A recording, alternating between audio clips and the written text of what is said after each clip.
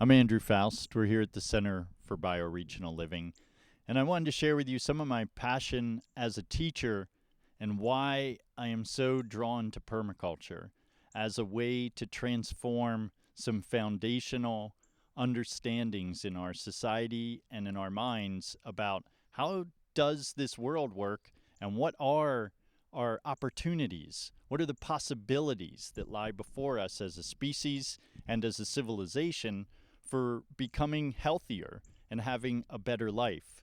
What permaculture is interested in is education that is by the people and for the people and gives people the skills to know how to be more self-reliant.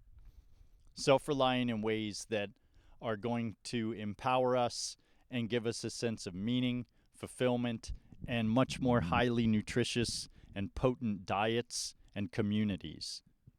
And the process by which permaculture adapts us is by first looking at how it is that the earth works and beginning to adapt how it is that we live to optimize, capitalize, and opportunize off of existing phenomenons that we are often simply not paying attention to.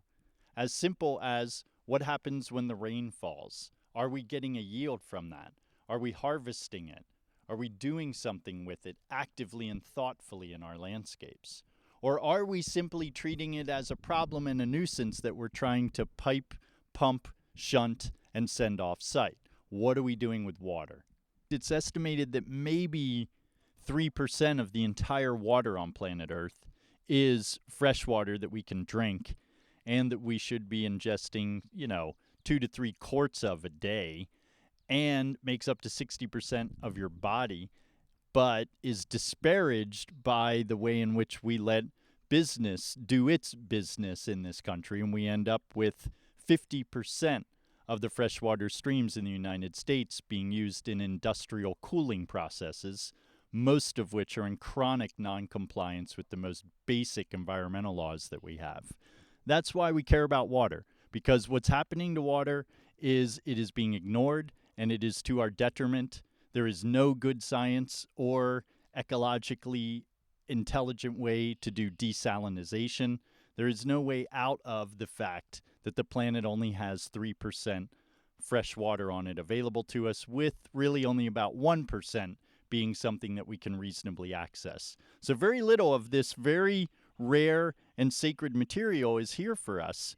And here at the Center for Bioregional Living, we've created a pond here that's spring-fed, and that pond enables us to raise ducks and geese. And what we're doing here with the ducks is kind of interesting. We've got a pair of geese who mate for life and are really great parents raising ducks, because it turns out that they will raise any young that we put with them. And so we keep the geese year-round, but we generally are going to slaughter and eat the ducks in the fall for a meat bird.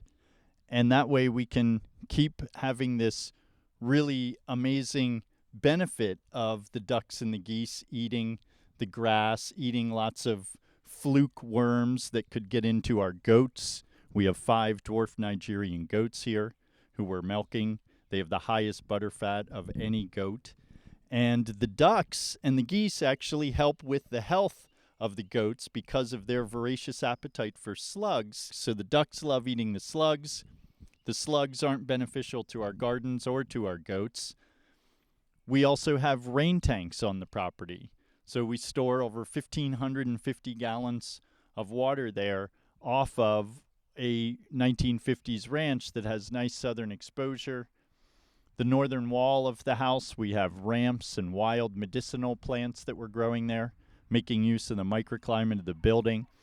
And this way we've got multiple backups for a single essential service function, which is water on tap, and water that you can liberally use for multiple farming, gardening, and hygiene purposes. So now you've got nice distilled soft water from the sky in the form of rainwater, and you've got nice mineral-rich spring water from the ground, and we're able to match water quality to water uses here. So what we use the rainwater for is also often to provide drinking water for goats, because goats don't do well if they end up with a high concentration of minerals in their water. Some of the real brilliance of permaculture is how much diversity of land use and production we pack and stack, as we call it, into a small amount of space. So some of what I wanted to walk you through here that we have going on at the center is behind me. You can see that red shed roof there in the distance. That's the edge of our property where we have chickens. And those chickens have a beautiful, very large natural area where they free range under willows. And the goose who you met earlier, and we'll meet again, helps to defend the chickens. The chickens help to cut down on our ticks, Lyme's disease. They eat lots of them. So we purposefully put them in a place where they have lots of trees to roam under to protect them from the heat of the summer sun. Birds are actually a southeastern jungle fowl in terms of their wild heritage, where they were first domesticated. So they don't really like hot open fields like you'll see many of these birds that are being raised by organic community supported agricultural farms often have them out in the middle of a field with a hay wagon that they can pull around, which does give them some shade. But the reality is the chickens do better when they have access to trees and shrubbery and water and all kinds of grubs and bugs and worms that they eat as a result of access to wild habitat. Is that our chickens are allowed to free range throughout our site for much of the season. And what we do is we let them move into where the goats are, not that we could keep them from it, so that they can enjoy all of the things that they find that the goats didn't do a good job of cleaning up and eating. And what this does is it cuts down both on pest vectors. They eat lots of flower larvae, lots of insects that would hatch out and become problems for the goats are eaten and become omega-3s and omega-6s in the eggs of our birds, which also cuts down on our need to buy grain. A big part of permaculture is saying, discover the diversity of what you can raise close to where you live, and you'll be surprised at how much production can be really successfully and for very little effort brought into your life. What we're going to look at too up here are some ponds that we've created here that also behind which you can see some stumps of trees out in the forest. And that this year was our firewood source, because there's an Asian ash borer which is moving through this ecology and killing a lot of the white ash trees. And so we had many dead standing trees that are very high quality firewood that I cut down with my latest toy that I'm excited to share with you that's called a cordless rechargeable electric chainsaw, which I highly recommend if you're using gas-powered lawn equipment of any sort. So firewood from on site. The whole house, due to its passive solar design, which we were just looking at, is entirely heated throughout the entire winter with firewood. And so we're able to harvest all of that energy that was stored in these trees, where they collected carbon from the atmosphere, stored it, and then we cut it down, used it to heat our house, and thinned out what was a pest vector of insects that had moved into the ecosystem and provided us with a lot of firewood. And what will happen from thinning them out is we'll help the sugar maples, we'll help the wild apples, we'll help things that we would like to see do better to do better. Part of the real brilliance of permaculture, part of the attraction to it for me, is it has these great approaches where it's saying, how can we get the greatest amount of yield for the least amount of effort? And what that means is not work for work's sake, but how can we really well situated in whatever we're doing so that we achieve beneficial results. And when it comes to buildings and home design, one of the key components that drew me to permaculture as somebody who also really dove into natural building. I first cut my teeth in permaculture on building a 1,600 square foot straw bale house that's fully off-grid, built with a maximum of on-site natural materials, which meant all the clay for all the plaster came from the north side of the hill, which we then turned into a root cellar. And so I learned a lot about really what can be done to make it so when you've put that much effort into creating a structure, get the greatest amount of yield for the effort that you made. And what we're looking at here behind us is the choice for us of our campus location for what I call take two of the Center for Bioregional Living. And this house, what's so nicely dialed in about it is we're facing south right now. We're looking at the south side of the building. It has a screened-in porch with these plexiglass inserts, which enable me to make the porch something in the wintertime that's truly a sunroom. And it's a windbreak, and it's an insulation buffer from bad weather in the cold. And so you've got an extension to your living space. You're on the south side of the hill, so we have what's called a walk-in basement. The cooling benefit, you get the protection, and you get a microclimate in front of the building that we make use of because as permaculture designers, we pay attention to this concept that we'll come across in permaculture called zones of use. Now, zones of use very wisely in permaculture are directed by where do you spend the most time? Where do you not spend as much time? In a delineating sequence of design applications, you do more where you spend more time. You do less where you spend less time. Therefore, good permaculture design is always going to bring annual production right into the home environment. And what you're looking at here are these raised beds that we install for many clients on their sites now. And we really innovated this system here. And what we do with these beds is we create a rich, deep soil that we can grow high-quality annual vegetables in, and we can put plexiglass or row cover on top of it and extend our season. One last thing I want to share with you today about Zone 1 here.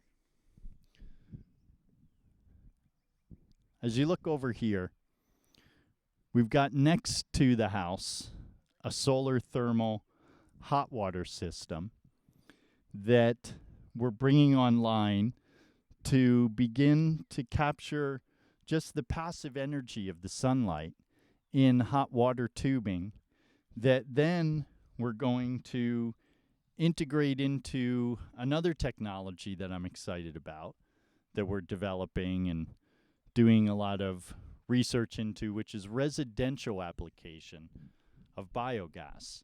And solar thermal hot water, some of you may be familiar with from things like swimming pools where people want to heat up the water for their swimming pool with a passive system.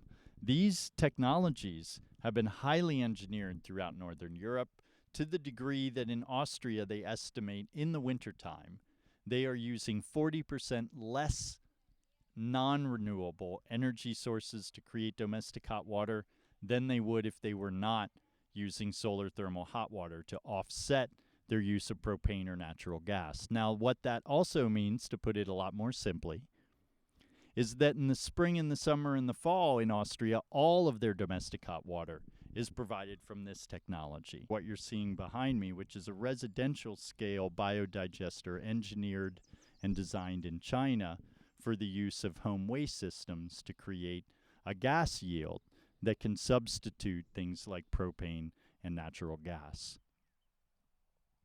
This technology beautifully scales up to municipal applications. We'll find that Newtown Creek Sewage Treatment Plant in Brooklyn uses it to power the entire facility. We'll also find that in the United States, many confined agricultural feedlot operations that are dairies in Wisconsin are using this technology actually to come into compliance with the Clean Water Act because of the fact that biodigesters clean fecal coliforms so thoroughly that the effluent that comes out of them is 99% fecal coliform free. And so the EPA has approved them as a technology that they will sign off on when farmers implement it to come into what they have seen as a huge manure problem that's happening on large dairy operations. In fact, these yield such a beneficial harvest of energy that one dairy farm in Wisconsin is quoted as saying that they're making more money selling electricity back to the grid than they make from selling factory farm dairy milk. Because in order to get maximum methane production to cook with, to create domestic hot water with, to run a generator with. Those yields are increased because of internal engineered baffle systems in the septic tank that gives you extra methane. And these are literally simply well-engineered, well-designed septic tanks, which is why we're exploring them as home design builders who work with natural building and wanting to create more total integrated closed-loop energy systems for our clients. I personally feel that solar thermal and biogas are really important solution sets for energy independence for all kinds of applications throughout this country. And so that's why it's something that I'm excited to share with you, and that I think you're going to find huge amounts of inspiration as you continue to explore these two technologies. Ultimately, biogas is something that we can be using throughout the United States at a rural, suburban, and urban scale to solve many of our waste issues and energy issues in one fell swoop. The final numbers to start to get a sense of the scale of this: in China, we're talking about 20,000 of these units powering 30 million homes, entirely energy independent, 30 million. In China, their goal is by 2050 to have it up to over 320 million homes that they want to be powering off of biogas, solely independent. The solar thermal hot water that we just saw earlier here, that system in China produces over a third of all of the domestic hot water. That's over a third of all of the people who live in China get their domestic hot water from a technology that in this country we've barely begun to scratch the surface of. What is good home design? What is good farm design? What is a good energy system? We often have microcosms of these concepts that are existing in our communities and underutilized, and the work of educators is to ethically direct what it is that your students learn about.